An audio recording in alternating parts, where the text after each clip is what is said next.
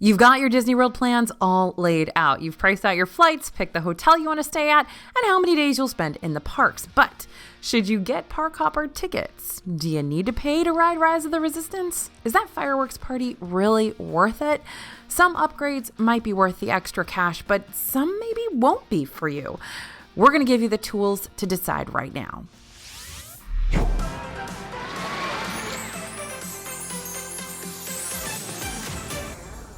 Hey everybody, it's AJ for Disney Food Blog. Disney vacations are expensive, so why are you going to add extra hundreds or even thousands of dollars in upgrades? Time and money are a double-edged sword in Disney World. You only have so much time there, and that time already costs a pretty penny. But spending a little bit more can mean the difference between having an amazing day in Magic Kingdom and having a day in Magic Kingdom. There are lots of ways to upgrade in Disney World, and each upgrade is right for someone. So let's find out if that someone is ever going to be you. We're going to talk about fireworks parties first. Is the most exciting part of your Disney World day watching the fireworks show at the end of the night? If the answer is yes, you might want to prioritize finding the perfect viewing location, which can either mean spending hours staking out and holding down a spot, time spent not riding rides and experiencing the rest of the park, or you can pay to attend a dessert party that includes some of the best fireworks views in the park. In Magic Kingdom, you got a few versions of fireworks party to choose from right now. The main difference is where you watch the show. All three versions of the party include a dessert buffet at Tomorrowland Terrace, which also includes beer and wine for those over 21, that you get to enjoy before or after the fireworks, depending on which party you choose. For viewing, you'll either stand in the Plaza Garden, the area in front of the castle, or have a reserved table at Tomorrowland Terrace, which is just a bit to the right of the castle. Both are good views, the kind people hold down for hours before showtime, and one comes with an actual seat. For the standing room viewing, it's $99 per adult, $59 per kid. For the seated viewing, it's $114 per adult and $69 per kid. Now over in Epcot, there's currently no dessert party, but there are dining packages at 2 restaurants in World Showcase that have decent views of the show from outdoor patios. At Rose and Crown in the UK Pavilion, you'll spend $89 per adult and $39 per kid for an appetizer, entree, dessert, and unlimited soft drinks per person. At Spice Road Table in Morocco, you'll spend $72 per adult and $31 per kid for 2 small plates, it's a tapas-style restaurant, a dessert platter, and unlimited soft drinks per person. Don't need the best view, but want to make the fireworks more of a special occasion? Then you can opt for a fireworks cruise. Fairy Tale Fireworks takes you out on a Magic Kingdom ferry boat for views of the show from just outside the park gates. There's also a dessert buffet similar to the one at Tomorrowland Terrace, but this is only on select nights, currently Wednesdays and Saturdays. It costs $99 per adult and $69 per child. You can even charter a private cruise for up to 10 guests for $399 plus tax. Those will go out on one of the pontoon boats. You'll get to see Magic Kingdom or Epcot fireworks from the water. The Contemporary also has a new fireworks party this year, Celebration at the Top. This is the one you should choose if you're more into savory than sweet and don't mind a viewing location outside the park. This cocktail party-like event has sushi, sliders, and bao buns, pre-fireworks, and a dessert spread with cordials after you come in from the private viewing platform on the 15th floor. This one runs $129 per person. So, are these the right choice for you? Well, each event has its pros and cons. Overall, you might find this upgrade worth it if you don't want to fight or deal with the crowds for a great view of the new shows, you're looking for a unique experience at Disney World to celebrate something, or you've got some wiggle room in your budget and an extra $100 plus to spend on everybody. And it might not be so worth it if you're on a budget. You can always opt for dining at a restaurant that has a fireworks view and the option to order a la carte from the menu there rather than order a set dining package. Maybe you're not a sweets person and the price or options at Celebration at the Top aren't to your liking, or you really don't want a bunch of desserts. Or you want to experience the full projections. You need to stand down in Main Street for Disney Enchantment to see the new extended projections display. So those tips are kind of what you're going to want to use to determine if these upgrades are worth it for you. All right, the next upgrade we're going to talk about, Disney Genie Plus. If you've been following Disney news lately, you've probably been inundated with so much info about Disney Genie, so I'll keep this short. And if you want the full in-depth explanation, don't worry, because we've got lots of videos on that too. Disney Genie is a new itinerary and planning tool that's been launched in the My Disney Experience app. This AI-based system monitors wait times and other real-time data to suggest a plan for your park day to help you maximize your time in the park. You basically tell it what you like, click and it'll tell you what you should do. The itinerary bit is free to everyone, but you can also pay extra if you want to skip the standby lines. $15 per person per day to skip the lines at over 40 rides with Disney Genie Plus. There's also the option to pay for certain very popular rides in an a la carte method that are not included in that $15 per day ride group. We'll get to that one in just a moment, but for now, let's talk about Disney Genie Plus. This is the $15, 40 rides one. The ability to skip ride standby lines used to be free in Disney World. This was the old Fast Pass system, and a lot of folks are almost morally against paying for this service now, it seems. But feelings about the past and present aside, Genie Plus can be useful to some people, while many others can skip this upgrade and not really see any difference in their trip. You should consider buying Genie Plus if you're in Magic Kingdom on a super busy park day, because Magic Kingdom is the park with the most rides that are included in Genie Plus, meaning more bang for your buck because you just get to use it way more often than in other parks. Another reason you might want to get Genie Plus, you're going during a super busy season. If you're traveling over Christmas week or spring break and lines for even the least exciting rides are nearing close to an hour-long wait, you might consider upgrading to have more time for shopping, dining, and everything else in Disney World and spend less time waiting in lines. Or maybe you've got impatient kids or family members. If you hate lines or you have someone in your party that hates lines, get Disney Genie Plus and you won't have to wait in them that long. Now, Genie Plus isn't worth it for you if you're not big on Disney rides and would rather focus on shopping, dining, shows, etc. If you're not going to spend much time in line for rides anyway, no point in paying to spend even less time in line for rides. Another time to think twice about Genie Plus is if you're at Epcot or Animal Kingdom during a relatively slow day. These two parks only have a handful of rides that are part of Genie Plus, and many of those rides don't garner long wait times anyway, especially on really, really slow days. Another reason you might think twice about Genie Plus, you're visiting during Disney's off-season. If wait times are low across the board, you might not mind waiting 10 minutes here and 25 minutes there when it means saving $15 per person in your group. Or maybe you're not planning on learning about the system ahead of time. Genie Plus is pretty intuitive, but you definitely need to know how it works and how to maximize its usefulness.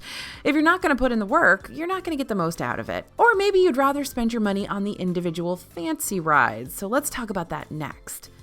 Fancy rides, individual attraction selections. Your options when it comes to upgrades within Disney Genie can go a few ways. One, you can just buy the $15 per day access to skipping standby lines at over 40 rides and shows across Disney World, and then wait in the standby lines for the mega popular rides. Two, you can just buy access to the mega popular rides for anywhere from $7 to $15 per person per ride. 3, you can buy both and not have to wait in any standby lines. Or 4, you can skip it all and tough it out in the regular standby lines. If you're not down for spending money on both paid ways to skip the lines, you may want to opt only for spending money on those fancy rides. Fancy rides are Rise of the Resistance, Flight of Passage, Seven Dwarfs Mine Train, Remy's Ratatouille Adventure, etc., the most popular ones. These are the rides with the longest lines and the most hype, and in many parks you're going to get more bang for your buck by paying only for these. Take Animal Kingdom, for example. You could pay $15 to skip the line at Kilimanjaro Safaris, Navi River Journey, Tough to Be a Bug, and Dinosaur, which sounds like an okay deal, but let's say you're in Animal Kingdom during a slower time of year, and some of the wait times for those rides are only 10 to 25 minutes. Not a terribly long time to wait. But Flight of Passage can see 2-hour-long waits even during slower times, and you could spend $11 to skip that line, and that's likely money better spent. So when you're making the decision to buy Genie Plus or some of those fancy rides, it really comes down to how long wait times are when you're visiting.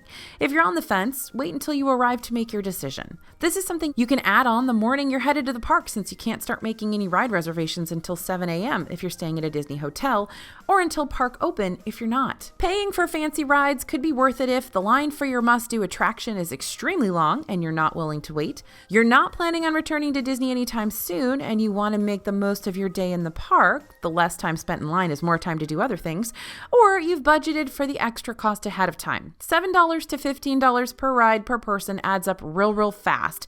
But if you've decided ahead of time and worked it into your plans, or you've got wiggle room in your budget, this upgrade can buy you a lot of time. Now, paying for fancy rides might not be worth it if you use your early theme park entry to hit up the must-do ride first.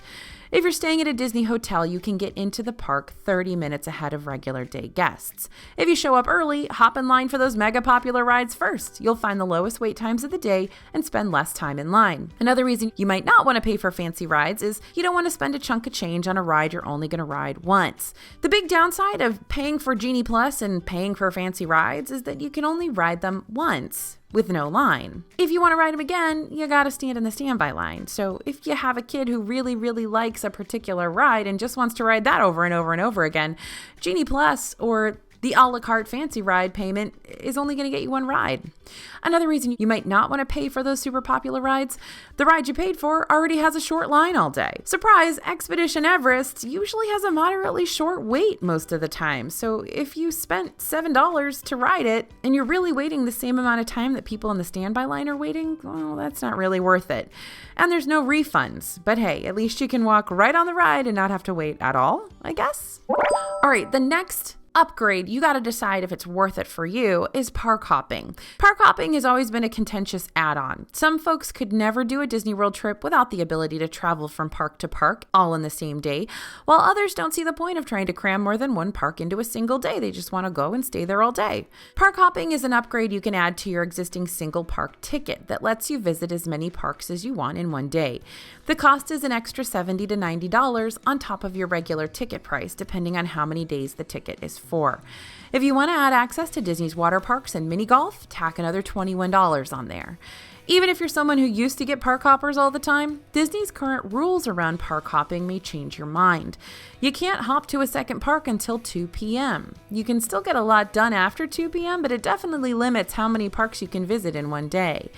You might consider park hopping worth it if you're only staying for a couple of days and want to hit up as much as you can. Now, you won't get to see everything, but if you have only 2 or 3 days, you can still see each park if you have park hopper tickets. You also might want to consider it if you use the Skyliner system. The Skyliner lets you travel from Epcot to Hollywood Studios and back again a lot faster than buses between the other parks, unless there's severe weather in the area, since the Skyliner can't run if there's lightning nearby. And you might consider park hopping if one of the parks you're visiting is Animal Kingdom. Animal Kingdom has unfortunately become a half-day park again for most folks. No nighttime show, and the fact that Expedition Everest, the park's only coaster, is closing for a whole 3 months means that people will only need a few hours here before moving on. And the last reason that you might want to choose park hopping for Park Hopper Plus, which gives you access to the water parks, it's worth it if you're wanting to go to the water parks, as it's cheaper than one-day tickets would be. But buying a park hopper might not be worth it if you're planning on spending full days at each park. If you like to take things slow, hopping might add a little too much to your day. Or maybe if you have little kids or those who don't travel well. No way around it. When you're hopping to multiple parks in one day, you're going to spend a lot of time traveling, which means entering and leaving multiple parks, buses, monorails, boats, or just a bunch of parking lots if you're driving yourself. Another reason you might not get a park hopper if the park you're hopping to is already at capacity. Since you don't make a park pass reservation for your second park, there's a chance the second is full when you arrive. This would only be a big issue on big holidays like New Year's Eve or Christmas Day.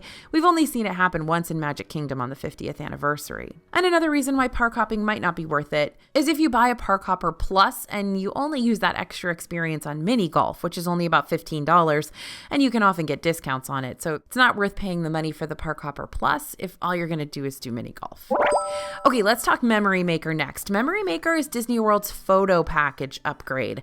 Buy it and you get downloads of any and all photos taken on rides and by photographers around the parks. If you buy it in advance, you can get it for $169. Buy it during or after your trip and it's $199. Annual pass holders can add it onto their packages for $99. There's not too much to explain with this one, and it really comes down to how much you want photos of the whole family on vacation and how many photos you want.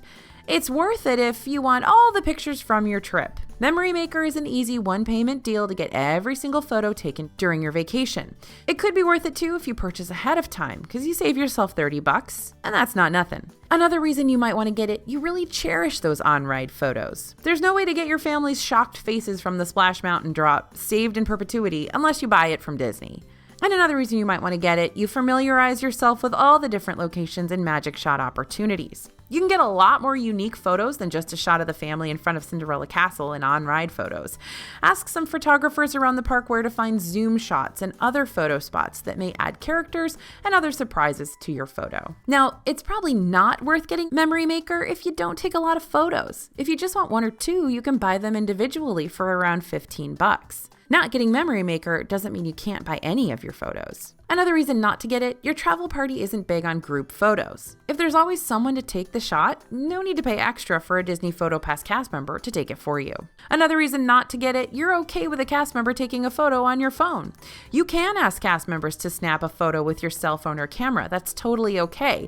They weren't able to do it when Disney was more locked down for safety concerns, but cast members are back to being able to hold your phone and take a picture of your family. And another reason why you might not want to get it, you don't really care about on-ride photos. Maybe you can't ever find the camera on Space Mountain. You're always looking the other way. That's me. I'm always looking the other way.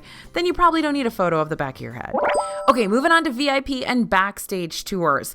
All right, Backstage Tours haven't all returned to Disney just yet, but VIP tours are still going strong. If you're a major Disney Parks buff and looking to learn some more or see some more things most guests don't get a chance to see, you'll want to keep an eye on those tours coming back. You can get inside the greenhouses of Epcot that grow food for restaurants around Disney World, get up close to animals in Animal Kingdom, or see the infamous Utilidor tunnel system beneath Magic Kingdom. These tours can run anywhere from $15 to $200 per person. But if you want the ultimate experience with a private tour guide who will craft your whole day, including access to rides without a wait, meals at restaurants that could be tough to get into, and a look backstage, you're going to want to consider a VIP tour. These are PRICEY, pricey with a capital P, $425 to $850 per hour, and you'll need to have park tickets, possibly including park hoppers depending on your plans, on top of that price. And there's a 7-hour minimum. That's at least $3,000 plus tickets. So what makes it worth a VIP tour? Well, if you want to maximize your time in the parks and you have the money to do so. Maybe you only have one day and you really want to see and do everything. VIP tours can make that happen. Or you really hate crowds and waiting in line, like $3,000 hate it. And a reason why it might be worth it to get those other Backstage tours, which is quite a bit less of an investment, though still an upgrade. It might be worth it if you've been to Disney a dozen times and you want to experience the parks in a new way, or you're a huge Disney fan and you want to learn behind the scenes facts and see Backstage as well. Okay, VIP and Backstage tours might not be worth it if you want to spend a day in the parks without the interruption of a tour. Maybe you didn't plan ahead for it because you're going to need reservations, whether it's the VIP tour or a super inexpensive per-person excursion to see some elephants.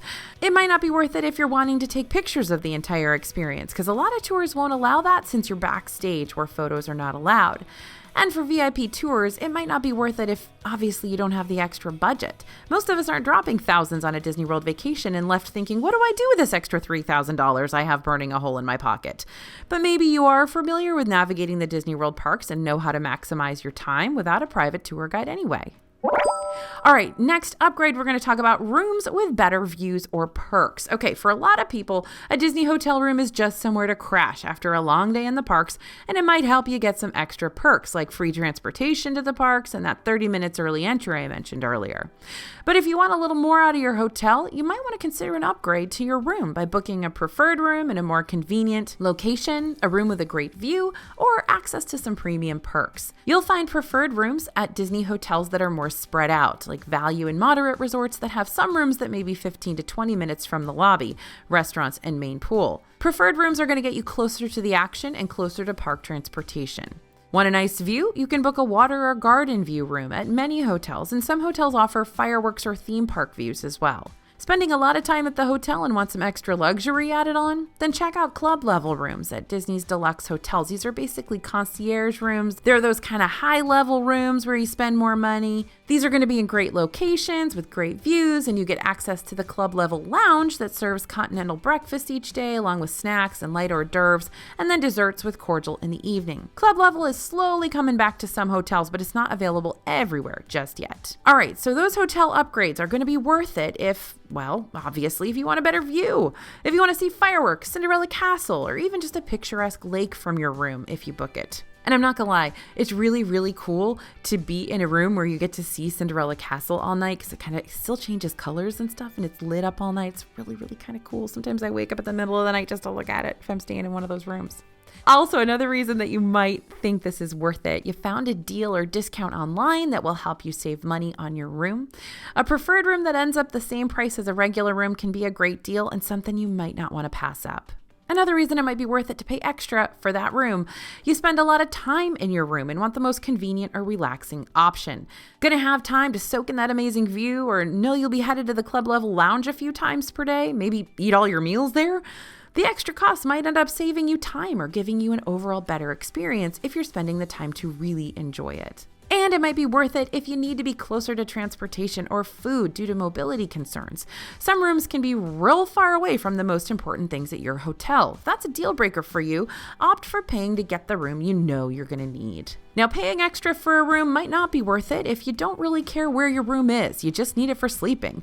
Or you'd rather spend your upgrade cash on something else to make your trip special. There are a lot of upgrades to consider in Disney World, obviously, and maybe a view or primo location is not the best money spent for you, when it could get you a whole extra day in the parks.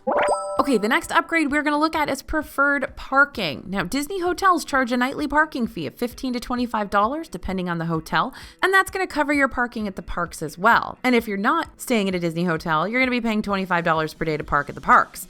But if you want a parking spot close to the park entrance so you don't have to trek quite so far, you might want to upgrade to preferred parking. Preferred parking will run $45 to $55 per day. But if you're staying at a Disney hotel and paying a nightly parking fee, you can get preferred parking by paying the difference, $20 to $25 per day instead. And heads up, if you pay for preferred parking at a park, then that goes with you throughout the day. Any park that you park at throughout the day, you'll be able to use preferred parking at that park.